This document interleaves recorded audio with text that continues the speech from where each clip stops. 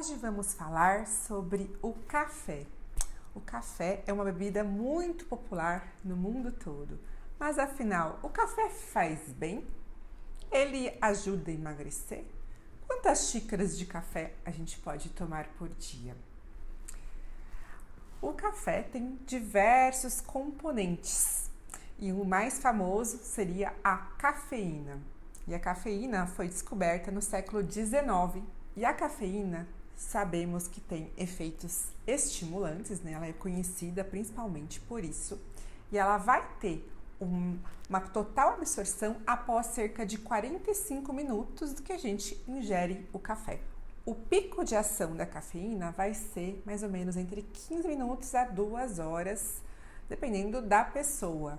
E a gente chama de meia-vida, que é o tempo que ela chega mais ou menos na metade da duração, em torno de 2 horas e meia, 4 horas e meia, dependendo da variação genética, porque sim, há uma diferença genética de metabolização da cafeína. Algumas pessoas metabolizam mais rápido que outras e assim podem ter um efeito mais prolongado ou menos prolongado, e a gente percebe isso na prática. Existem várias coisas que podem interferir na metabolização da cafeína. A gente sabe que uma bem conhecida é o tabagismo, né?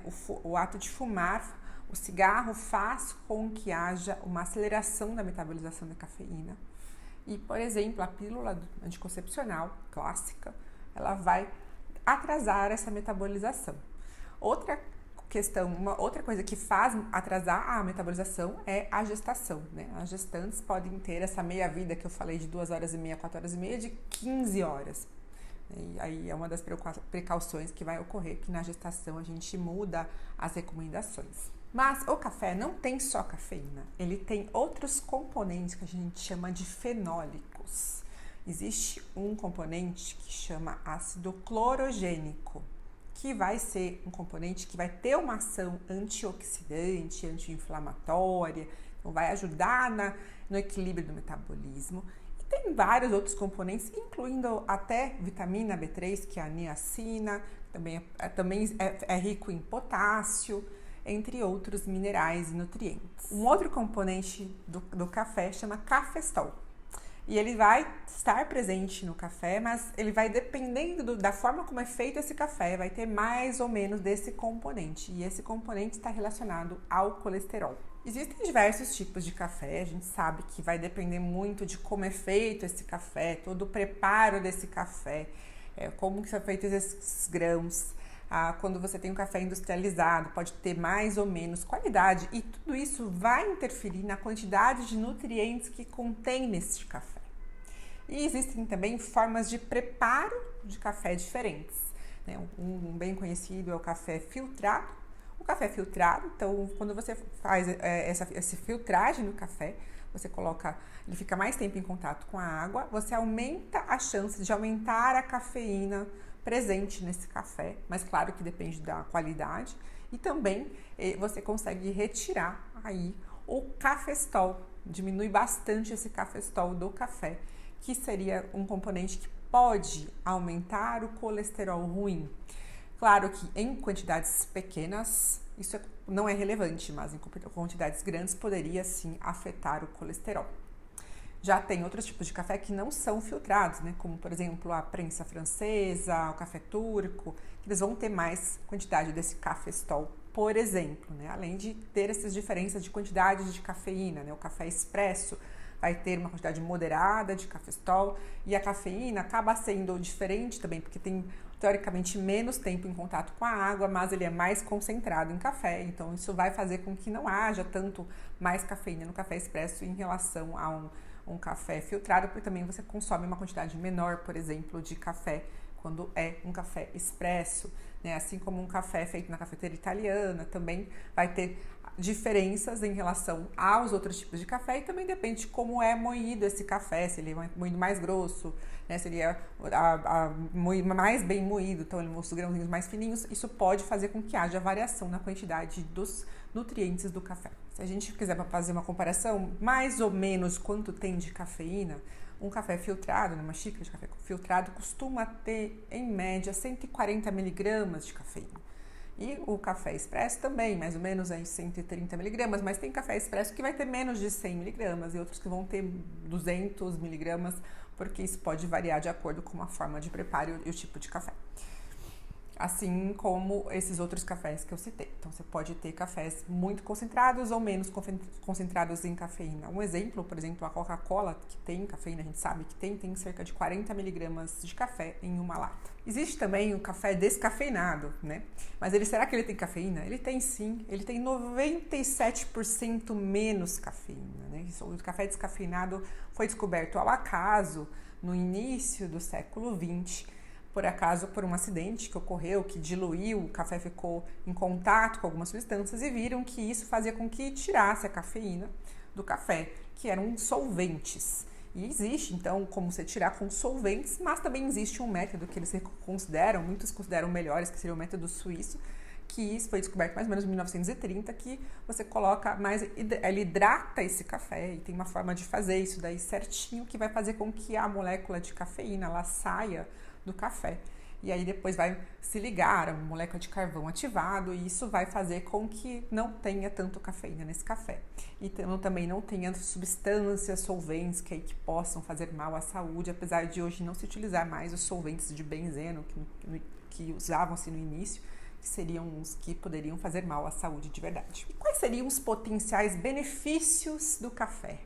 O mais conhecido seria essa redução da sensação de fadiga, né? Algumas pessoas sentem um bem-estar e às vezes você está um pouquinho desanimado e você consome o café e isso melhora esse ânimo. Também tem benefícios ergogênicos, a gente sabe que a presença da cafeína faz com que a gente consiga, às vezes, melhorar o desempenho em alguns tipos de esportes, embora exista variações individuais e também doses dependentes. E depende se você utiliza sempre a cafeína, o efeito vai ser diferente, porque existe uma ação chamada taquilafsia, que quando você usa bastante cafeína, o seu corpo se acostuma com aquela cafeína e faz menos efeito. Então, se você fica um tempo sem utilizar essa quantidade de cafeína, acaba fazendo mais efeito depois quando você utiliza. Também é utilizado, às vezes, para alívio de alguns tipos de dores, porque a própria cafeína ela tem uma ação vasodilatadora, né? Ela acaba estimulando o óxido nítrico, então isso poderia fazer, em alguns casos, melhorar quadros de dor. E existem vários estudos de associação, e a gente fala assim, não é certeza que isso cause isso, não quer dizer que o seu café faça realmente essa ação, porque existem muitos fatores envolvidos no estilo de vida das pessoas que consomem café, mas eles avaliando essas pessoas, as pessoas que consomem café e a quantidade que elas consomem, viram diversas associações do café com vários benefícios, como, por exemplo, redução do risco cardiovascular, redução de AVC. Aliás, em relação à pressão arterial, né, muitas pessoas consideram que o café aumenta a pressão e também acelera o coração, né? Isso é um clássico, a gente sabe, e muitas pessoas relatam isso. Mas o que a gente sabe é que o aumento de pressão relacionado ao café é pontual, ele é mais agudo, não persiste com o aumento de pressão, não há uma associação com o aumento de pressão, inclusive pelas ações dos componentes do café, que tem esses outros antioxidantes presentes, pode até ajudar a reduzir um pouco a pressão arterial, até porque ele tem esse benefício na questão do risco cardíaco. Então, poderia melhorar a insuficiência cardíaca, o risco de infarto, AVC, todas as complicações, até diminuir o risco renal, né, de doenças renais crônicas, reduz o risco de diabetes tipo 2. Existem estudos mostrando até que tem uma redução de mortalidade, também tem estudos associados com a parte cerebral que mostram que possa ajudar a reduzir o risco de Parkinson, de Alzheimer, de doenças, outros problemas cognitivos, na parte de memória, atenção. Pode ter um efeito benéfico também nessas áreas. Também pode reduzir, segundo alguns estudos, o risco de pedra na vesícula, pedra nos rins, né, a litise renal, litise biliar, e até uma proteção hepática no fígado. Parece que as substâncias do café acabam ajudando a reduzir a fibrose hepática, que poderia levar a cirrose no fígado, e até reduzir o risco de câncer de fígado, e até tem algumas associações nem sempre tão intensas, com uma redução de risco de melanoma, que é um tipo de câncer de pele mais agressivo, e até câncer de endométrio. E suspeita-se que esses benefícios sejam devido a essa ação, então, antioxidante, anti-inflamatória, que poderia, então, ajudar a melhorar todos esses aspectos. Porém, esses estudos, como eles são de associação, a gente não consegue ter certeza do real impacto e de como que esse mecanismo ocorre em todos esses aspectos, né? E quais seriam, então, as precauções que a gente tem que ter com o café, né? Como a gente tem que tomar cuidado e o que ele poderia causar de mal. Muito bem, a gente sabe que existe um risco aumentado de insônia com o café. A insônia, é claro que tem algumas pessoas que têm sensibilidade maior à cafeína, que ela fica persistente por mais tempo no corpo, elas têm que tomar mais cuidado com essa insônia, porque pode prejudicar a qualidade do seu sono.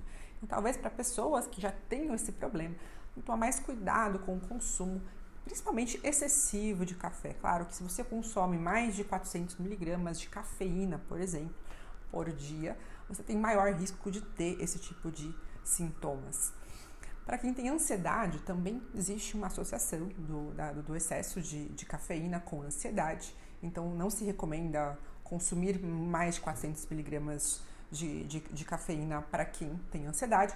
Em alguns casos, eles recomendam que consuma até 200 miligramas, porque existe menos associação com ansiedade quando há um consumo mais discreto de cafeína. Algumas pessoas vão ter até sintomas de abstinência quando elas suspendem o consumo de café, uma sensação de mal-estar, dor de cabeça, alterações de humor. Essas alterações, elas não duram por muito tempo, cerca de 2 a 9 dias, então uma média aí de menos de uma semana, na maioria das vezes, até 9 dias que a pessoa vai ter essa sensação de abstinência se ela suspender o consumo que ela está fazendo frequente do café. Há também pessoas que vão ter alterações gastrointestinais, diarreia, piora de gastrite, principalmente quando a alimentação não está adequada, isso pode aumentar a chance de ocorrer. Então, se tiver esses sintomas, tem que reduzir o consumo e tentar usar de maneira inteligente. Também tem que ter uma precaução para mulheres que têm perda de massa óssea, que têm osteoporose, osteopenia, porque o excesso também de cafeína, novamente, né, uma quantidade maior de 400 miligramas principalmente, mas algumas pessoas vão ter uma precaução um pouquinho maior,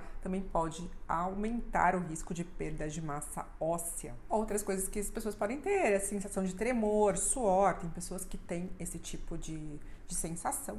E na questão da gravidez e na lactação, na amamentação, tem que ter muito cuidado. Eles não se recomendam que utilize mais que 200 miligramas na gravidez de cafeína. Alguns obstetras vão recomendar menos quantidade, então seguir a orientação do obstetra é mais recomendado. E na amamentação também tem que ter precaução, porque o bebê tem dificuldade para metabolizar a cafeína. Ele metaboliza quantidades muito pequenas de cafeína, então também tem que manter aí uma quantidade menor de cafeína nesse período. E aí, quanto consumir de café, né? A maioria dos estudos que eu falei sobre associação mostram que os benefícios são maiores quando se consome mais do que uma xícara de café, geralmente 2, 3, até 4 xícaras, dependendo do tipo de benefício que está se esperando. E que quando você passa de 4 xícaras, geralmente os benefícios diminuem muito. Na maioria dos estudos, as 5, 6 xícaras já não vão ter esse benefício e acima de 6, então, nenhum vai ter benefício. Então, porque o excesso de cafeína é que faria mal também. A gente tem que consumir a quantidade adequada de cafeína. Então, se você quiser consumir, consuma nessa faixa se você for uma pessoa saudável. Se você tem algum sintoma relacionado com a cafeína, que você não se sente bem, ou está passando por algum problema que pode ser agravado pela cafeína, pelo café e por ter cafeína, então você pode ou você usar o café descafeinado, se você não tem uma intolerância total, né, que se for uma coisa de redução de quantidade, ou você reduzir o consumo mesmo, para que você não tenha esses efeitos colaterais. Em relação ao metabolismo, né, na parte de emagrecer, será que o café emagrece? Na verdade, realmente, parecem alguns estudos que a cafeína e o café e esses produtos que tem no café, eles poderiam ativar o tecido adiposo marrom, que é o tecido que nós temos de gordura que ativa o metabolismo, e teoricamente você teria um aumento de gasto energético de cerca de 5%. E como eu falei, como tem ataxilafsia, então pode ser que com o tempo isso não fique nessa mesma quantidade. Mas o que se mostra em uma associação é que poderia ajudar a não ganhar tanto peso, mas perder peso a gente não consegue provar que tem uma evidência que isso seja suficiente, porque realmente é uma quantidade muito discreta e tem essa questão da ataxilafsia, de se acostumar com essa quantidade e acaba tendo menos efeito com o tempo. Espero que esse vídeo seja útil para vocês. Se vocês tiverem alguma dúvida, alguma sugestão, deixem nos comentários. Obrigada por me ouvirem e até o próximo!